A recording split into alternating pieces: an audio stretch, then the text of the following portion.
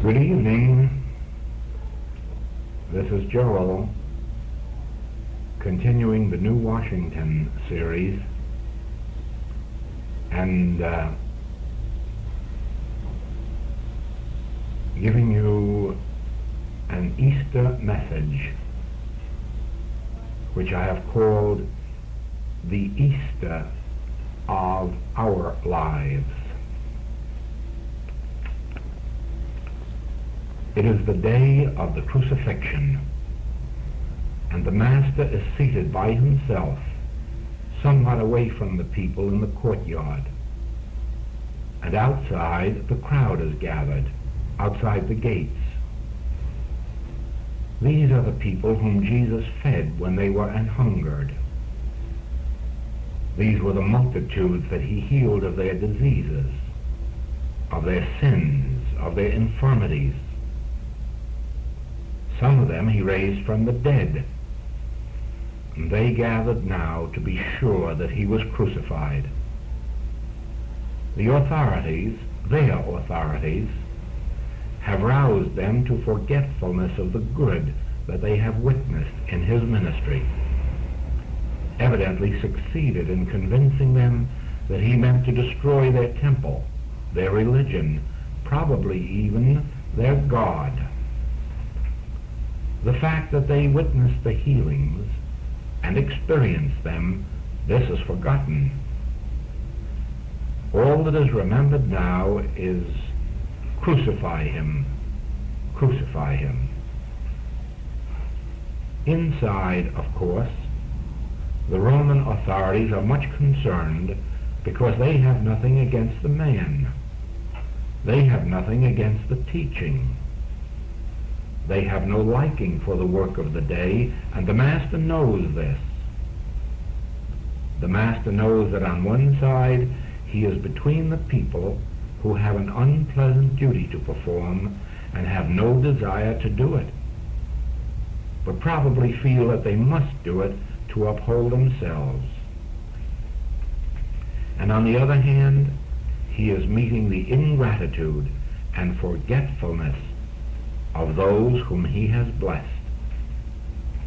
And so he has the right to do a little thinking, and we have the right to look into his mind and see what he is thinking as he sits there waiting for the inevitable. And I have an idea that he is saying to himself, what a great spiritual victory has been given to me. What a great revelation from on high. So great that I know that the words that I have spoken will never pass away, and that someday men will repeat them, will remember them, and will lift themselves out of the grave of sin and disease and death, just as those words have lifted people out of the same evils today. What a wonderful thing God has done for me. What a wonderful light God has given me. What wonderful grace I received from on high, that I know all things, past, present, and future, and their meaning. With this great light, I can bring healing, consolation, comfort, not merely for those of my present age, but even before Abraham was. Those who existed will receive this light, and unto eternity this light will brighten the lives of men, and someday it will overcome the world of wars, the world of diseases, the world of fears, and the world of sins. Yes, God has been very good to me. God has blessed me. And then, as he turns to the present scene, he must smile and say, with all my success, wherein have I failed? Wherein has been my failure, if there is a failure? Wherein have I failed? Where are those I taught? Where are my disciples? Where are the apostles? Where are the 12? Where are the 70? Where are the 200? Where is my mother? Where are my brethren? Where are those who have been raised from the dead? Where are those who are to carry the message out into the world? Have I so failed that God has given me this great light, and I have not been able to give it even to one of these? I know where his sister Mary is. She is right outside that gate, and she stands by me with love and adoration, as does Mary, she who was taken in adultery. These two, whom I have so little right to love, these two seem to bear my burden with me. But those of whom I have the right to expect devotion, sacrifice, these I have lost. They were my sheep, but I have lost them. Wherein have I failed? Even my mother doesn't seem to know me, or to recognize my work, or to recognize my mission. Even my brothers, little children with whom I grew up, with whom I played, who saw me when my eyes were first opened to the revelation of God, even they seem not to know me. How is it that in all this wide world, none to whom I have poured out myself, my message and my mission, comprehends it? Have I failed? The message hasn't. The mission hasn't, because it came from on high. I know that it is of the Father, because, as I have voiced it before, go show John the things ye have seen, the sick are healed, the dead are raised, to the poor the gospel is preached. I am not wrong about the message. I am not deceived. No one can tell me that this isn't the Christ message, because by their fruits I know it. But what is the matter with me, that I have raised up no one to carry on, no one to carry forth this work, no one to understand it, and not even one to stand by and say to me, "Well done, good and faithful servant"? None. And so this master, pondering the great spiritual realities, looking out upon the human world to reason out the lack of receptivity, stands between two powers. The louder the noise grows outside, the louder the clamor for his life, the greater must be the wonderment that in this hour of inevitability no human stands beside him. And somewhere between that moment and the moment when he is led out to the crucifixion, somewhere in that moment the light must dawn in his consciousness of this great truth. And this is the light that enabled him to take the crucifixion, rise from the tomb, and complete his mission in the ascension. The realization that man whose breath is in his nostrils never has, cannot now, and never will comprehend the spiritual message, the mission of the Christ. In that time he must have realized that all attempts to give this word to man whose breath is in his nostrils, to the human world, must result in failure. That always, even those to whom you pour out yourself and give yourself, must be the very ones to turn and rend you. That must inevitably be. Why? Because there is that in the human mind which does not wish to be extinguished. That is the secret. Watch this.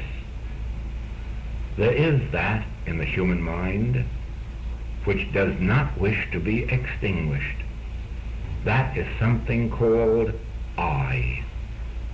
The I that is human, that boasts of its power, its presence, its wisdom, its understanding, its goodness. That doesn't want to be extinguished. That doesn't want to say, why callest thou me good? There is but one good, the Father in heaven. That doesn't want to say, I of my own self can do nothing. The Father doeth the works. Oh no. It wishes to say, just think how great is my understanding. Think how great is my spirituality. Think how great is my goodness. And when you present a message to the world that says to the world, you aren't good, you aren't spiritual, you aren't the Son of God, you must die daily and then be reborn of the Spirit, that is when our dear good ones rise up and present the cross and the nails and the sword. Yes, feed them, and you have the admiring throng. Heal them, and you have them wanting to put the robe on you and the crown on you.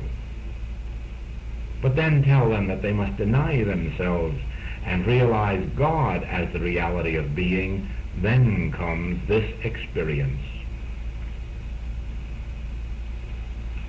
You know, as the Master ponders this and realizes this, the first thought comes, then did I fail? Did I fail? And there's somewhere deep within his own being that says to him, you couldn't succeed and you couldn't fail because your work wasn't yours and you knew it. That was my work. You were my instrument. You knew that. You told them that if you spoke of yourself, you bore witness to a lie. You told them that your message wasn't yours. It was his that sent you. Now remember that at this minute. You couldn't fail because you never had a message and you never had a mission. You were the instrument through which I gave this word of truth to the world. Your part has been fulfilled. Now, in this moment, comes the greatest revelation that you have ever had, and that is this, that all that appears as human experience is but an illusion.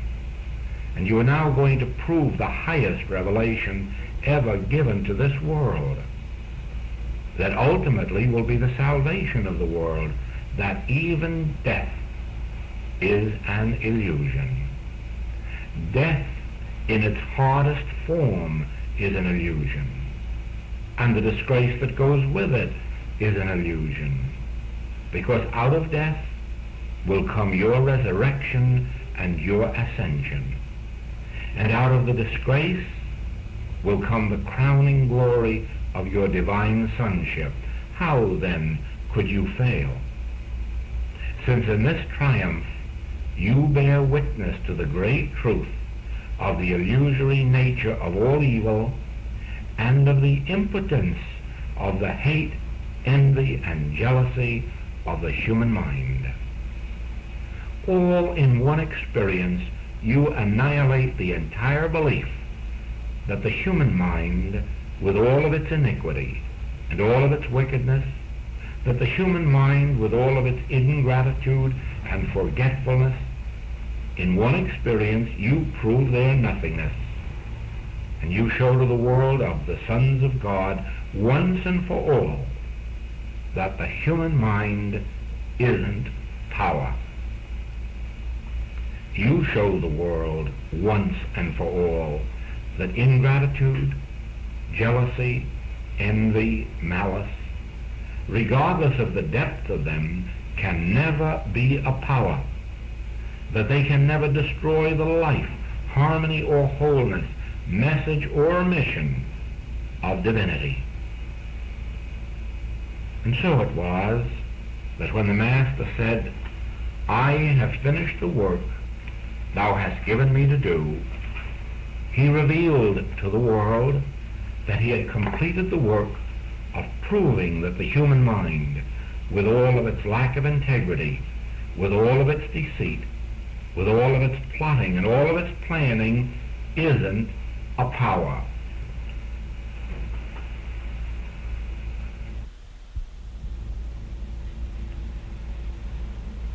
That was the conversation that the Master had with himself. That was the conversation and the debate. That was the question and the answer. Why did these men forsake me?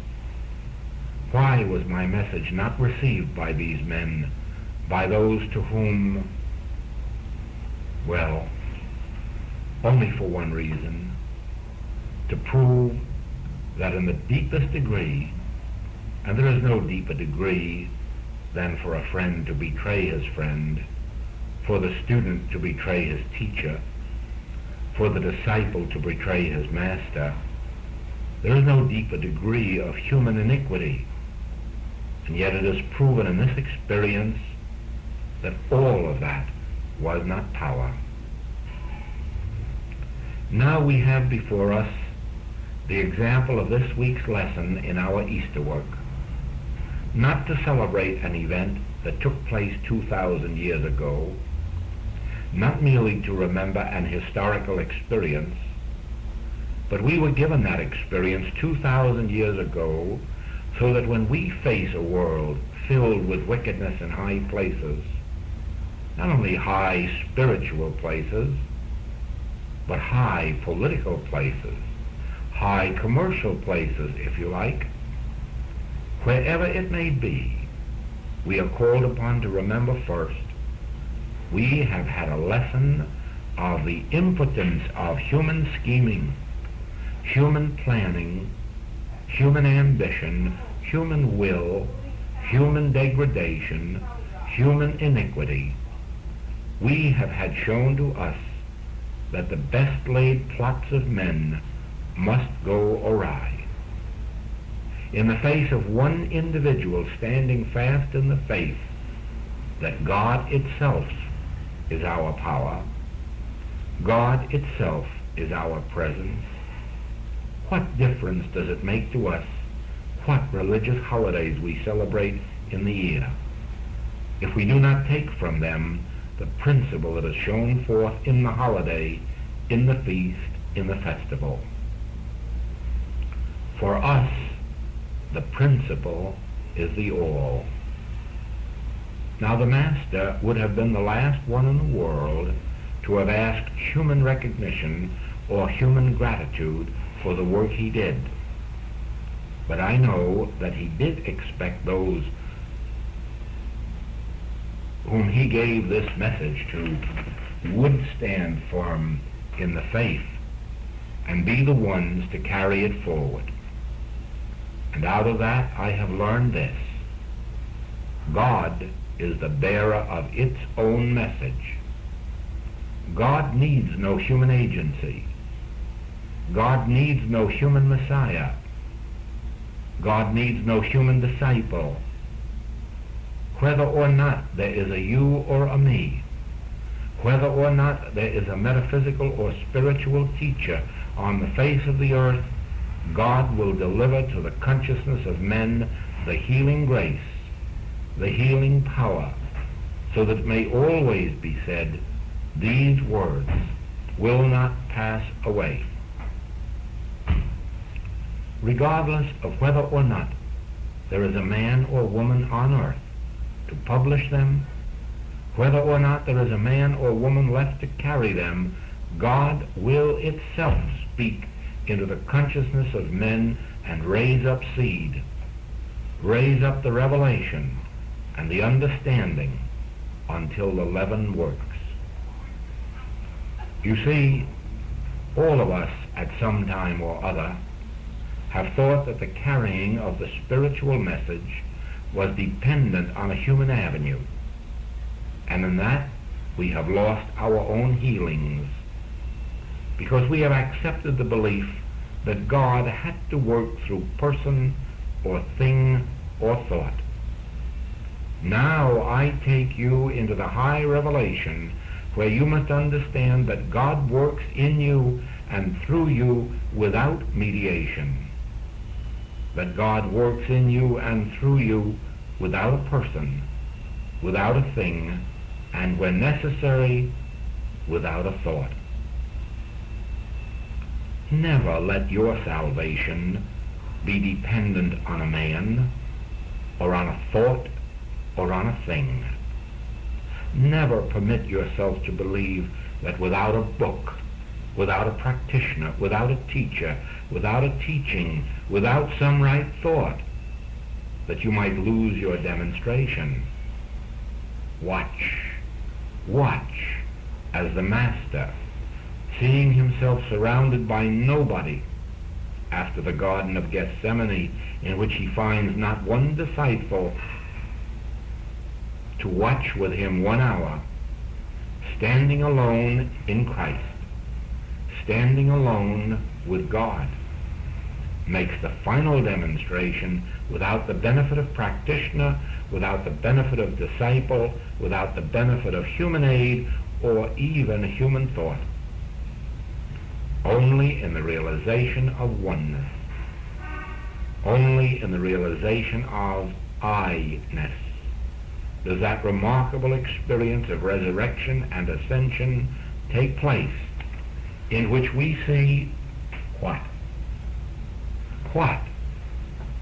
With every human aid removed, with every human person deserting, nevertheless, I and the Father are one.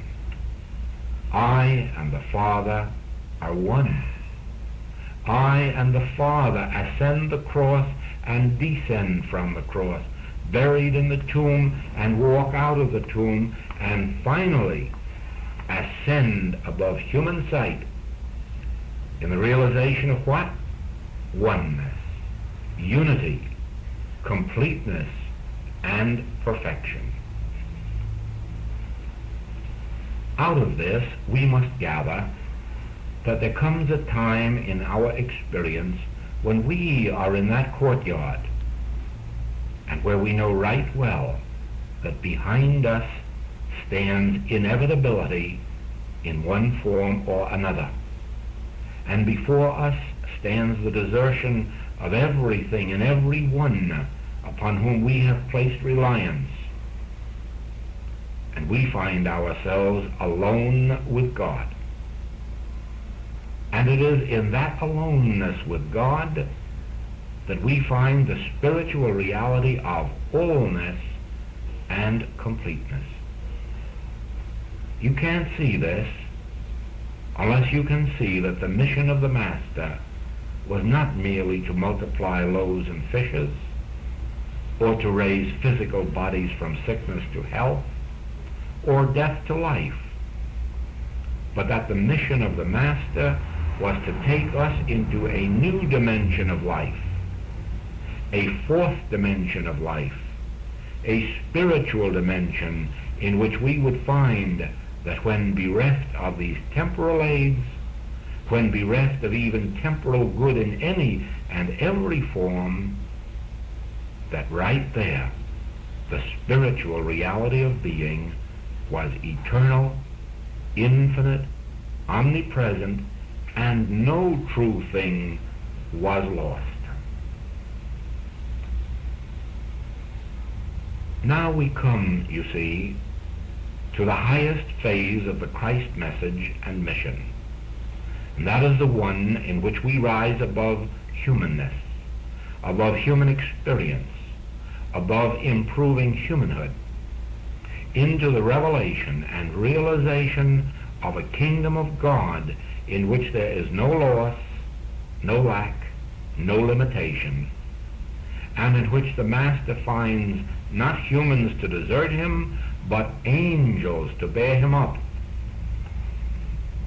I bear witness to you that in proportion as your human dependencies depart from you, in proportion as you lose your faith in purely human means of help, that place is taken by angels, guardians sent from on high, from deep within, from the infinite consciousness, and we find a new world and a new life.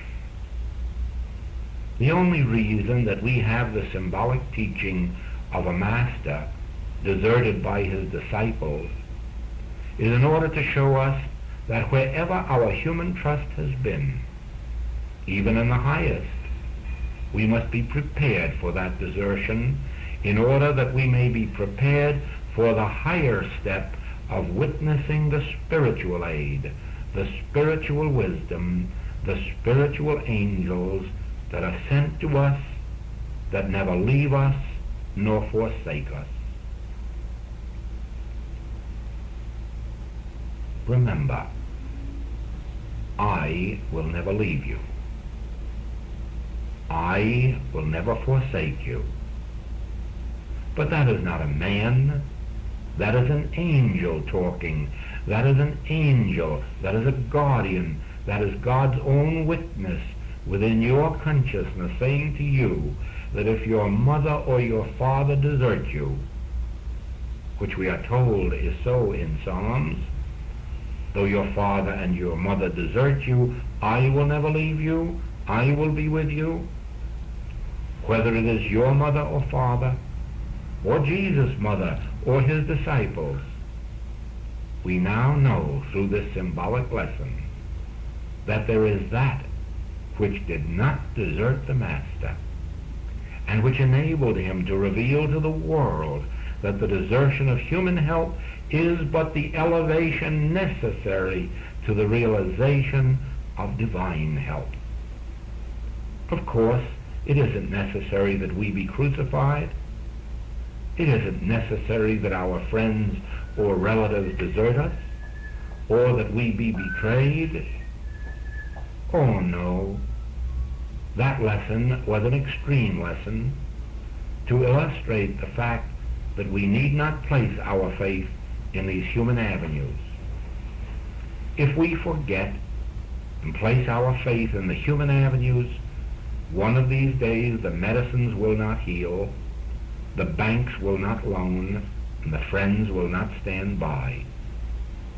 But while we are in the midst of this human experience, through the lessons given us in the Master's revelation, if we begin here and now to understand that here and now, as we begin to give up the dependency on our disciples, on our relatives, on our friends, on our capital, on our investments, then do we find that we are picked up by angels, by spiritual power.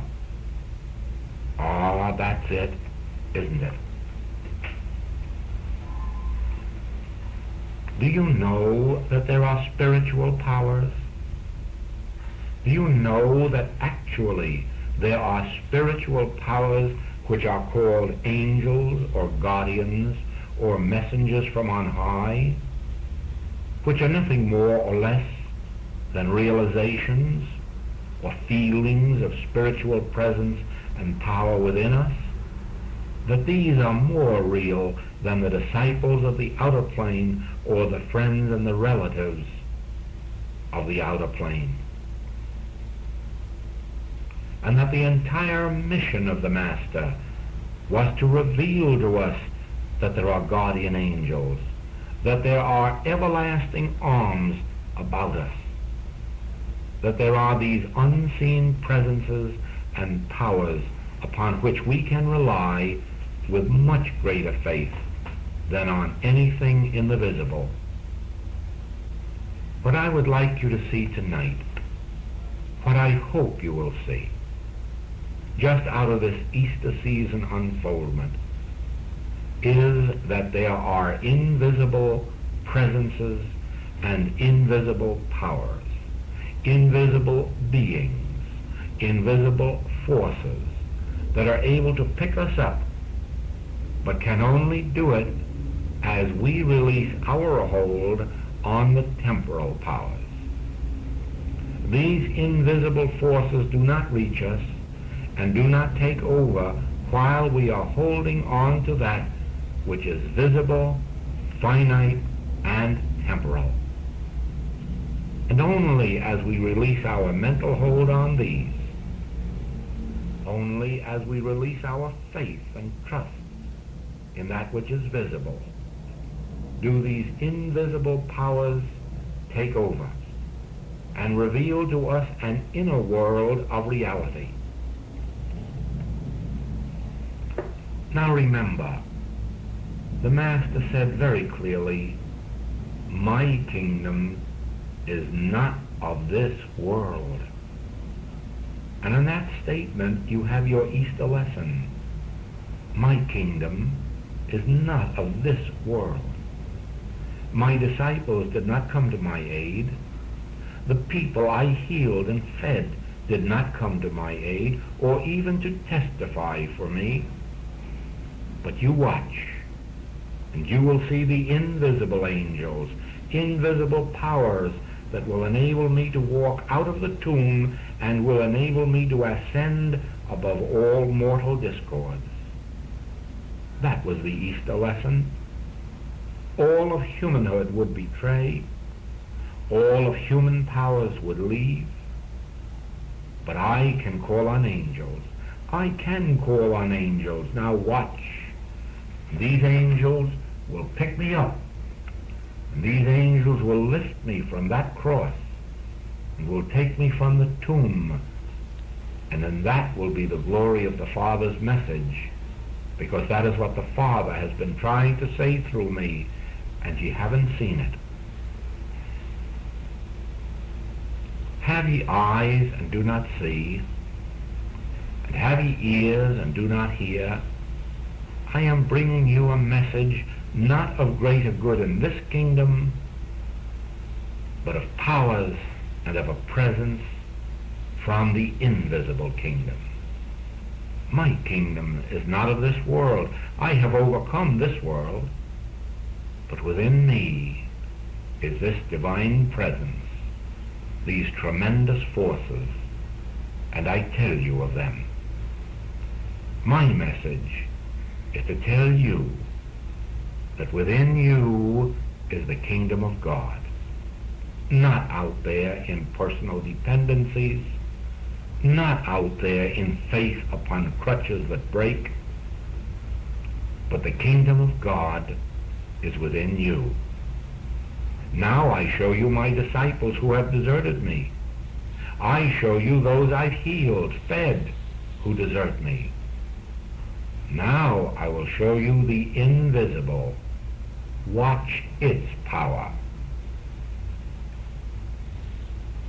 When you read the writings of the Message of the Infinite Way, I want you to notice particularly how the emphasis is all on the infinite invisible, how the emphasis is all on developing a consciousness of dependence, if you will, on that which is not seen, on that which is not visible out here.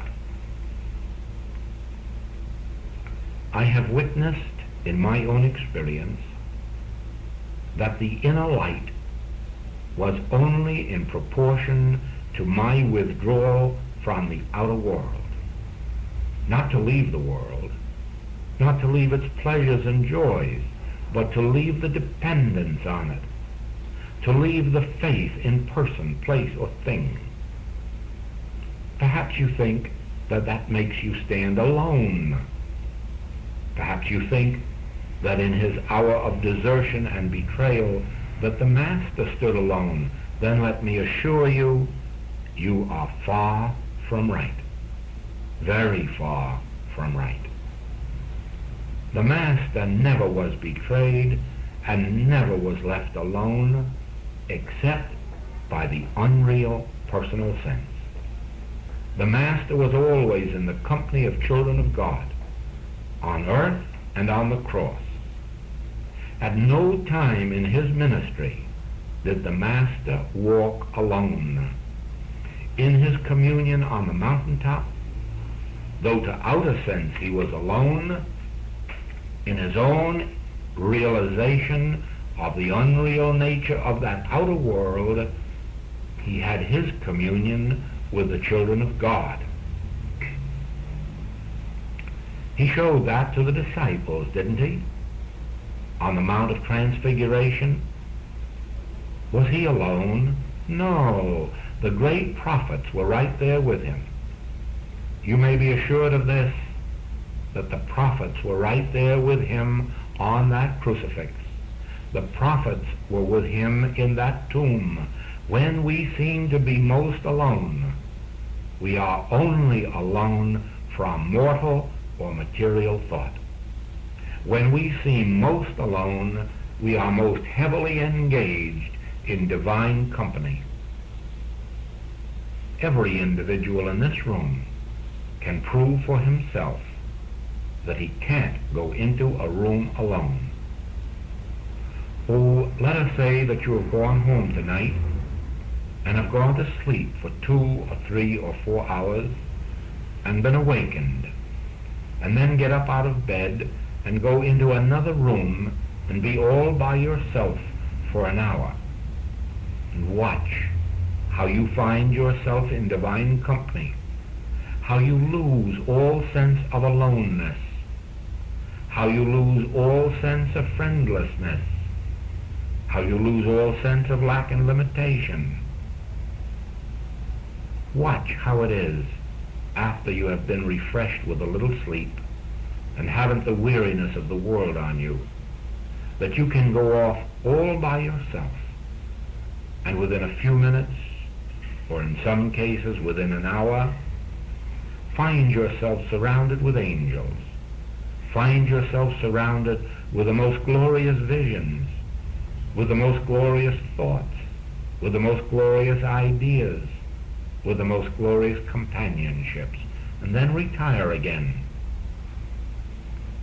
One of these days, we form the habit of retiring when we're weary at night and having our good first sleep, and then getting up, maybe 2 or 3 or 4 hours later, and being rested and having the quiet night hours, find ourselves as completely alone as the Master was in his garden, or in the palace grounds awaiting the inevitable. And as we commune with our own inner being, very soon we'll find why the Master could find the great Hebrew masters keeping company with him, why he could stay 40 days alone or 40 nights. He wasn't alone. He was in divine companionship. And that divine companionship we call angels or guardians. And then when you return to the world and you walk the streets and you take care of your business, you begin to learn the meaning of a presence that walks with you, a presence that walks beside you, a presence that walks behind you. It has been my own great joy for a long while to know that there was a presence somewhere behind me that never left me. And then later to have this presence inform me that up to now I have been behind you, but now I walk beside you. And then finally to have this presence say, up to now I have walked beside you, but now I am in you. And you see, that divine companionship that I have had behind me, beside me, and now within me, enables me to say also, there is no such thing as desertion. There is no such thing as betrayal. There is only the unreal picture of an illusory world to fool you and make you believe in the reality of evil power. But one day, when this realization comes, that outside are only these pictures of mortal sense, but that divine companionship, divine protection, divine supply are all emanations of the infinite invisible, are all the expressions of God in your own individual life, and it never leaves you or forsakes you, never leaves you, not since before Abraham was, and not until the end of the world.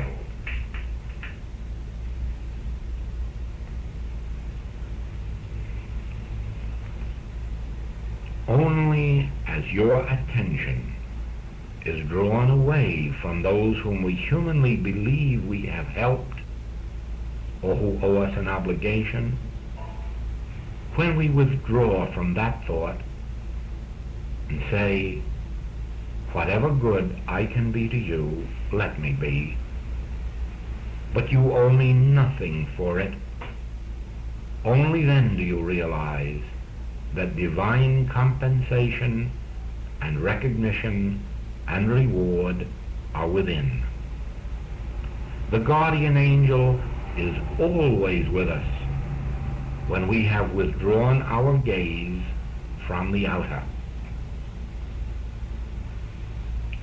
And so, on this Easter, when your attention is drawn to the story of the Master, remember this, that the greatest blessing that has come to the human world has been the denial of the Master by those he fed and healed, and the denial of the Master by his very disciples. Because in that experience we have learned not to trust man whose breath is in his nostrils, not to place our faith in the outer world, but always to turn within and become acquainted with our guardian angel, with our angel of the Lord, with our divine protector, with the very Christ of God, which has been planted in the midst of us since the beginning of all time. Men fashioned their kingdoms of temporal power, of gold, silver, brass, and clay. We read of these temporal kingdoms in the 7th chapter of Daniel. We learn here of the finite, temporary nature of the kingdoms of this world. The 34th verse of this chapter of Daniel, we read that a new kingdom shall be set up, which will never be destroyed. This kingdom is carved out of a stone that is cut out of a mountain without hands. This stone destroys all temporal kingdoms and the work of men. Think of this, a stone carved out of a mountain without hands. Is not this the work of God? And the kingdom that shall stand forever, is not that the reign and realm of the Christ? The power that rules not by might, nor by power, but by my Spirit? The human life, constituted of gold and silver and brass and iron mixed with clay, is a kingdom divided against itself, and spiritual wisdom alone, the still small voice, can destroy it and reveal the kingdom of immortality under the government of love. As faith and confidence in men, in metals and minerals is displaced, and the understanding of God as substance replaces material sense, the power and glory of the new consciousness appears. My kingdom is not of this world. The ministering angels within our own consciousness, the impartation of the spiritual word within, this makes for us the safety, security, harmony, joy, and peace of our world.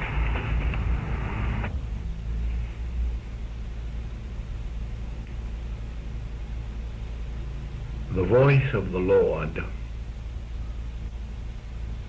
which we understand as the still small voice,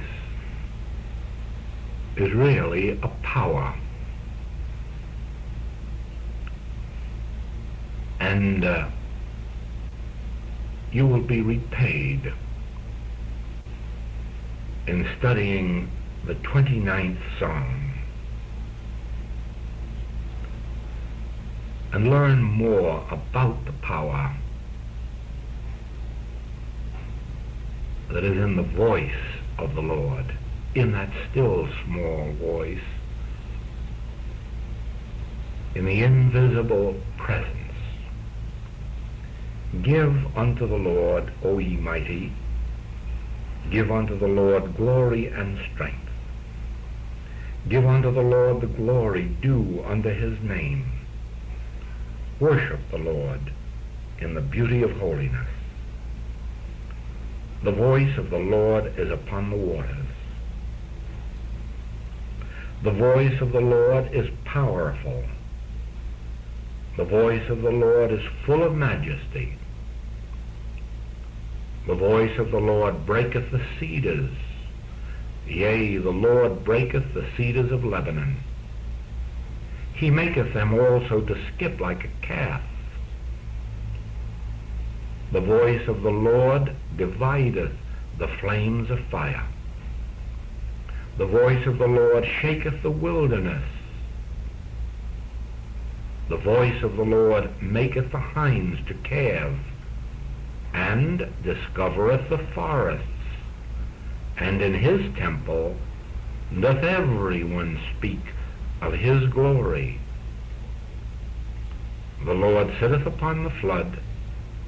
Yea, the Lord sitteth king forever. The Lord will give strength unto his people. The Lord will bless his people with peace. Aloha, aloha, Joe.